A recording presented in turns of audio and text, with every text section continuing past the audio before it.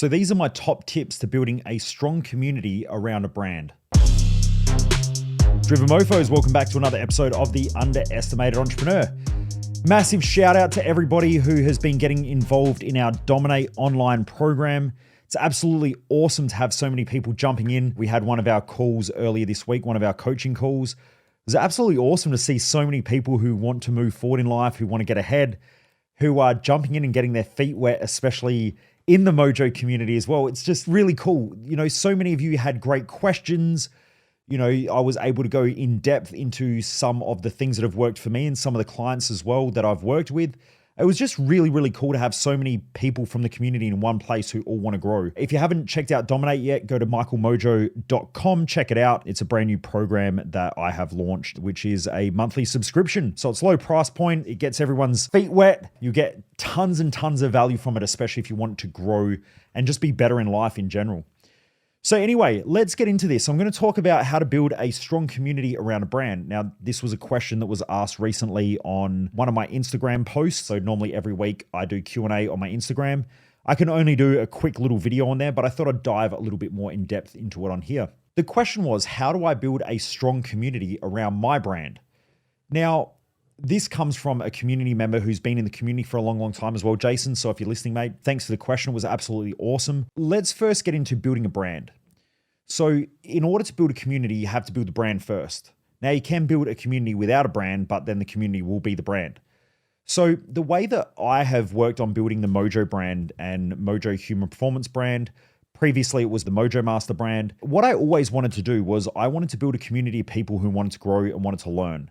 Now, over the years, that has clarified itself more to people that are more driven to want to grow, want to learn, want to better themselves, and want to achieve at a higher level. This is part of the reason why I built our Thrive Time event. It's part of the reason why I created our Business Growth Odyssey Mastermind for business owners. It's also the reason why now I do a lot of personal health coaching, a lot of personal mindset coaching, a lot of personal business coaching. There will be some other coaching that I'll start to open up as well, but these are my areas of expertise and the things that I'm very well versed in. The way that it really came about was I wanted to build that community, but I knew that our brand had to stand for something and it had to stand against something. Anytime you build a good brand, you really need to know what the brand stands for. Now, if a brand stands for something, it has to stand against something else. Part of the problem with most brands these days is that most people are fucking weak, and so most brands are really weak, and that's why they don't get traction. Older brands are a little bit different, just different age, different era. But when we look at it, in order to stand for something, you have to stand against something else. So for instance, if you stand for individuality, then you also don't really stand for fitting in. If you stand for fitting in, then you don't really stand for individuality. Those two things are counter opposing ideas or thoughts to each other. Now, can you have a balance point between the two? Yeah, you can. But it will dilute the brand and it dilutes what you stand for because people are like, yeah, I sort of stand against this and I sort of stand for that. But it's not polarizing enough to make people want to be part of a community. So like if you think about a sports team, if I support the Chicago Bulls in the NBA, that means that I don't support all the other teams. I just support that team, which then means it creates a polarity. That polarity means people stand there in the crowd and they say, I like Chicago Bulls and I don't like the other team. So that's how you create a very strong brand. Now, what we stand for, what I realized many, many years ago is that I stand for growth, I stand for achievement, I stand for success. That's why our community is called the Driven Mofos, because I wanted to get rid of all the tire kickers and all the sloppy people who do personal development that are all ultra spiritual, that don't really stand for anything, that don't really stand against anything. They all want peace, happiness, but at the same time, they're not doing anything in life because they don't really have any charge or any purpose that they're trying to drive for. So I filtered them out of our audience because I found that our events were getting a bit too fluffy. And so I wanted to bring it back to what I really created it for, which was helping people who are driven, people who want to achieve more. What I did was Jess and I sat down and we wrote down what our brand stood for.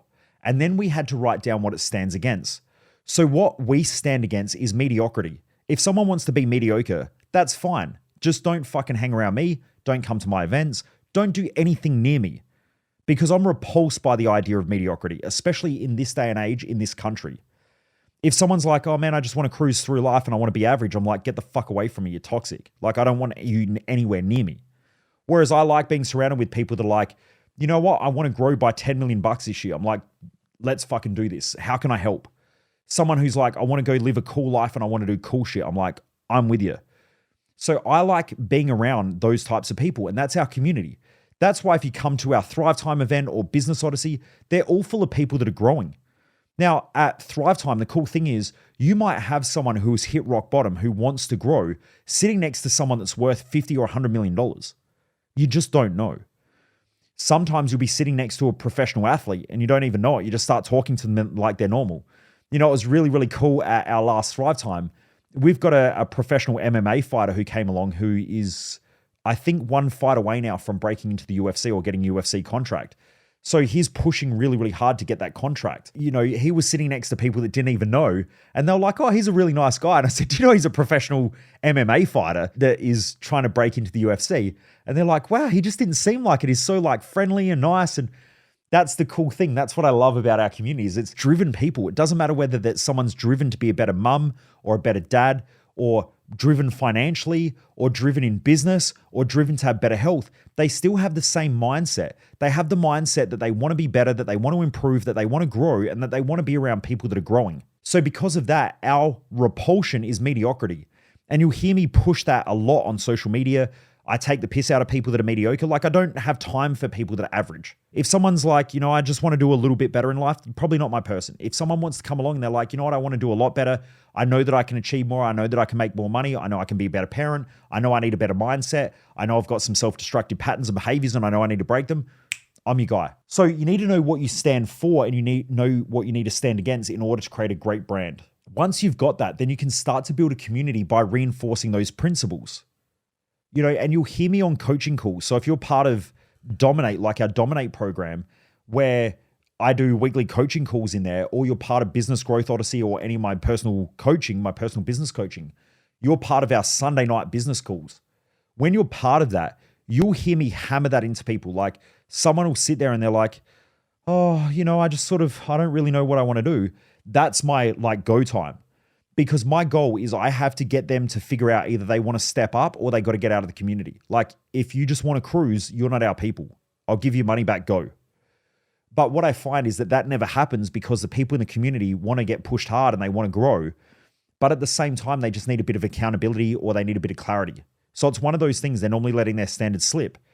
So because of that, all of my frameworks in my teaching are all based around people that want to achieve, people that want to grow, people that want to be more successful, people that want to better themselves and are prepared to put in the work.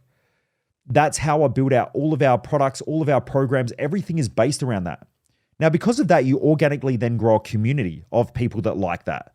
So the cool thing is like if I go to, let's say, an event like Business Odyssey, that is a 12-month growth mastermind where you know that you're going to be in it for 12 months.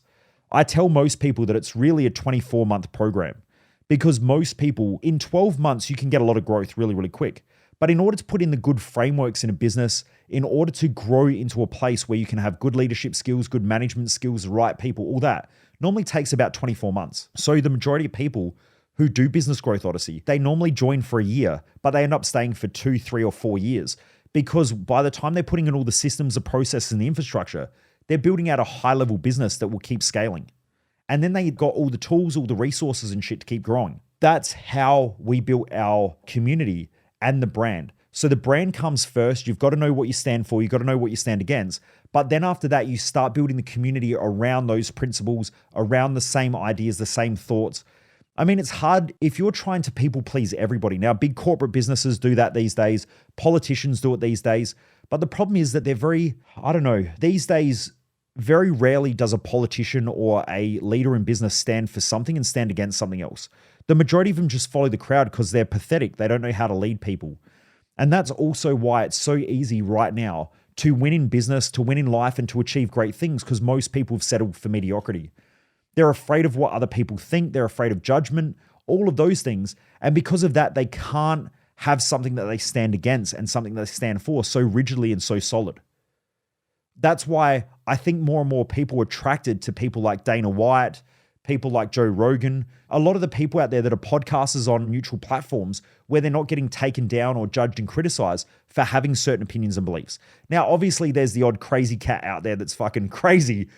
I'm not talking about those people. I'm talking about people who stand for something, but stand also against something else. And a lot of them, they're speaking about things like free speech. Like Dana White is brilliant. He says, we don't restrict any of our fighters. Anything that they want to vocalize, they can. Like if people want to stand for certain rights, they can. But they have to deal with the consequences that come with that. And so Dana White always gets pulled into these conversations in press conferences. Now he's the head of the UFC, where people say, well, this fighter said these things. What do you have to say about that? And he says, I don't give a fuck what they say. You know, they're here to fight. They're essentially doing their job. What they say outside of that is their opinion. It's their view. It's not my view. It's their opinion. And so because of that, he's becoming really well known as a great leader who can let people have different voices and different opinions and stand for different things. But that's why the UFC is a global company, a global brand. Now, if he has to, if someone's too crazy, he'll step in, he'll say something. But at the same time, he understands that people have to have a voice. They have to stand for things. They have to stand against things. They have to be able to say what they want to say. And they have to be able to make mistakes based on the things that they do. And if not, there is no accountability. There's no responsibility because everyone's just neutralized. And unfortunately, that's the society we live in these days, is that unfortunately, the people who have certain opinions and certain judgments can say things, but people outside of that are not allowed to. And that's part of the problem. And it always happens. There's the right agenda and there's the left agenda. There's the liberal agenda and, you know, then there's communist and, you know, we have socialist, then we have capitalist. Different people have different opinions, but the problem is that if certain people are silenced, then you can't create groups of people and you can't create a brand around it. You can't have different views. You can't have different perspectives. And that's what makes society so colorful, I believe anyway. Maybe I'm wrong, but I believe that that's what makes society so colorful. Everyone in my community has different views and different opinions. But what we do know is that together we come together because we don't want to be average. We don't want to be mediocre. And so we pull tight in the idea of achieving, being more successful, creating greater results, living a great life. Like, I think that's something that's amazing about our community. You know, I'm the first person who normally gets a message from someone when they do something cool. When someone books a holiday, which is their dream holiday, someone sends me a message in the community and goes, check this out. I'm taking the family away and we're doing all this cool shit. Like, my family's always wanted to go to Disney. And now we're taking them to Disney World or Disneyland. We're flying business class with the kids, all of this stuff. And they send it to me because they know that I'm proud of them because that's part of our community. And I support them in that. So many people have bought brand new cars, top of the range cars that they love. And I'm the first person who gets a message. And people are like, check out what I just bought. And they know that I'll be stoked for them because they're increasing their standards. They're doing the things that they want to do in life. They're breaking out of mediocrity. They're not buying a car because it's just a car and it gets them from point A to point B. They're buying something they love, that they've been working hard for, that they're driven towards. Some people send me messages and they're like, hey, check out what I just bought for the kids. And it'll be something really, really cool. And that's what I love. I love seeing that in our community. We're a bunch of driven mofos that want to achieve, that want to do better in life and want to be more successful. That's our community. But the thing that we fight against is mediocrity, people who settle for average. And it's one of the most common things that people say in this community is, how do you deal with people who criticize you and judge you for doing the things that you want to do? And I tell them, you're going to be judged by the average and the people who are mediocre when you step up, because they're going to pull you down to their standards. That is completely normal. That's a normal fact of being part of this Mojo community, right? Is that you're going to have average motherfuckers who have given up on their own dreams and their own goals, who are going to judge you and criticize you for doing shit that is important to you. Right? All the time I get people who send me messages and they're like, my family think that I'm being ripped off and scammed by what you do. And I'm like, yeah, I get it. I understand. The question is, are they crushing it in life? Because if they're not, of course they're going to think that way. Because it's something different. They don't know any different.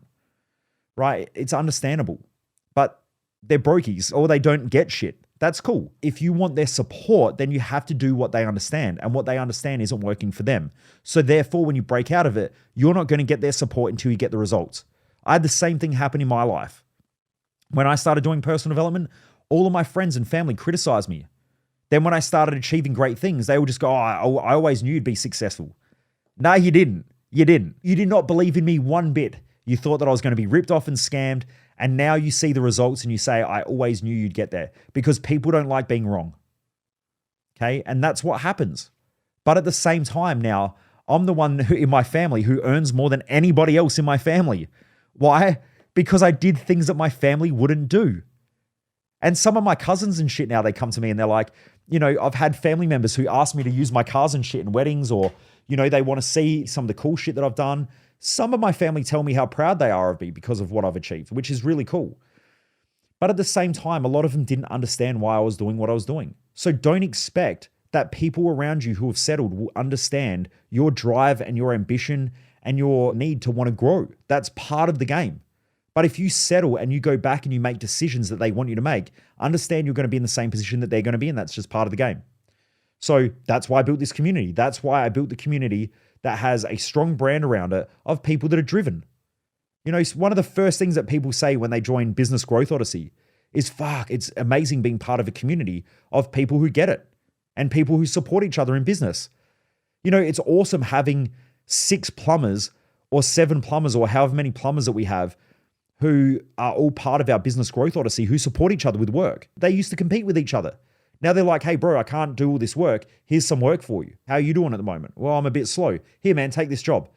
They do that because they all support each other. They know that they're not competing against each other. They are building a brand in an industry, and that brand in an industry, the industry is growing. So if you do a good job and you're helping each other out, then the industry grows as a whole. And now plumbers don't get a bad name or tradies don't get a bad name because the good ones keep growing and they raise the standard and the shit people fall out of the industry. Right? If you think about it, every industry has about 80% of people in that industry that are just shit. In the coaching industry, I deal with it every week. Someone's like, oh, I know a coach. And I'm like, cool. I know someone who dresses up as fucking Santa Claus. That's cool. What do you mean by that? Right? I know someone who drives a car. Doesn't mean that the car's sick. It just means that they drive a car. They're not even comparable. Most industries, 80% of people in the industry aren't comparable to the top 10 or 20%. They're just not, because they don't have the same drive and the same ambition. Top leaders in an industry should be pushing hard and working together to push out all the shit from the industry. That's really what it comes down to. So that's how I build a good brand. That's how I built a great community. And really, I love this community. If you've been part of this and you've been listening to all the podcasts, I find it wild every week to go and look at my statistics of people who listen to the podcast. I find it awesome that my team send my statistics on social media and I see it growing every week.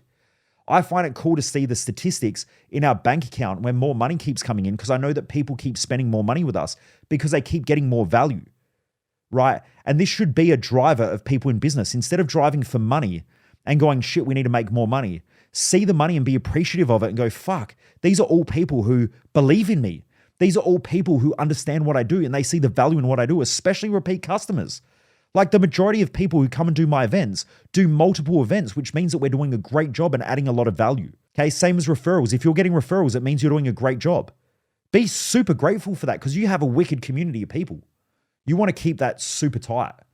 It's hard to do that though when you don't understand why you do what you do, because you'll have good people in the community, shit people in the community, you'll have good customers and shitty customers, and it just creates this clusterfuck where you don't actually know the difference between a good customer and a crappy customer, and you'll be stressed out all the time and frustrated and you won't see it.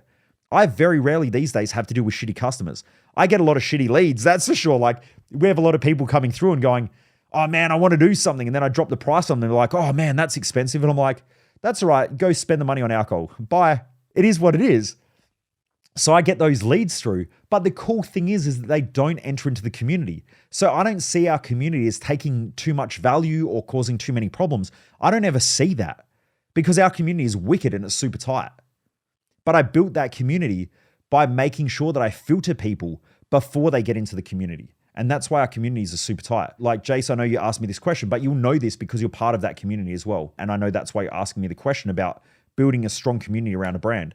I realized this years ago when our social media was growing, but I didn't want to have millions of followers if those millions of followers, number one, weren't going to buy, and number two, weren't going to be part of the actual community.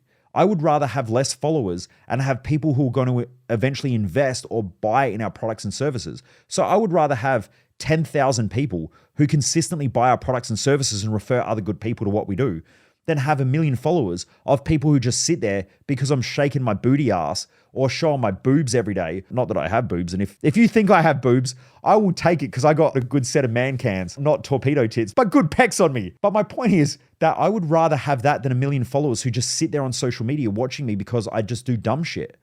If I wanted to build a massive following, if I just created a page with girls who show their boobs, girls who show their bums, or dude with six-pack, or just people doing stupid shit, it gets a massive following. The problem is that you don't build a proper business and you don't build a proper brand. I know a guy who has about 3 million people on his TikTok account. That guy does stupid, funny slapstick videos, but he can't monetize it. I make more money most weeks than what he makes in a year off of social media. And that's because I have a very tight message. I know what I sell. I know the people that I want to talk to. I know the people that I'm communicating with. I'm not just trying to do shit to get attention on social media. To be honest, I do care about social media because it brings the right people in. But at the same time, it takes up a lot of time and a lot of energy as well. Now, it's great for traffic growth, but it also takes that time. You know, there's benefits and there's drawback, but I'd just rather have a tight community of people who want to spend money and who see value in what I do and that I value those people than have a whole bunch of people who don't value me, that are just there for the entertainment and are never going to buy a product or a service because they don't believe in me enough. That's really what it comes down to.